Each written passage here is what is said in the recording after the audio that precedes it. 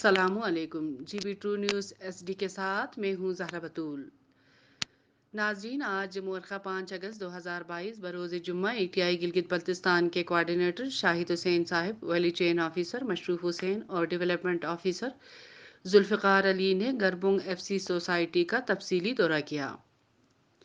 اس موقع پر board of director کے ممبران جناب شیر علی صاحب، فائنانس سیکرٹری KGFCS جناب غلام حسین صاحب، چیئرمین پروکیومنٹ کمیٹی جناب حاجی محمد علی صاحب، ممبر پروکیومنٹ کمیٹی اور مینیجر جناب نمبردار اشرف آسی صاحب موجود تھے۔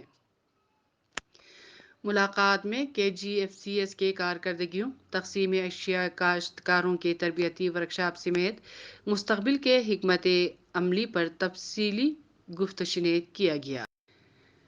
ATI کے وفد نے اس بات پر زور دیا کہ سوسائٹی کے ممبر کاشتکاروں کو زیادہ سے زیادہ فوائد کا باہم پہنچانا ہمارا نصب العین ہے، لہٰذا ATI کی KGFCS کا باہمی مشاورت سے آگے بڑھنا نہایت ناگزیر ہے۔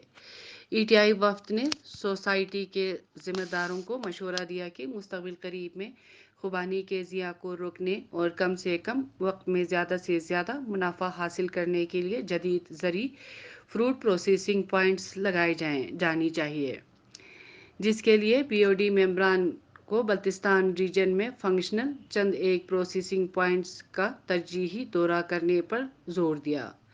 دفتری امور کی شاندار تربیت و تزئین پر مینیجر KGFCS جناب نمبردار اشرف آسی کھرکوی کے محنت اور لگن کو خوب سراہا۔ ملاقات کافی سود مند رہا۔ انشاءاللہ اگر اسی طرح قدم سے قدم ملائے آگے بڑھتے رہے تو بہت جلد چھوٹے کاشتکار اس قابل ہو جائیں گے کہ وہ کسی کے ہاں ملازمت کرنے کے بجائے خود ملازمت فراہم کرنے والے بن جائیں گے۔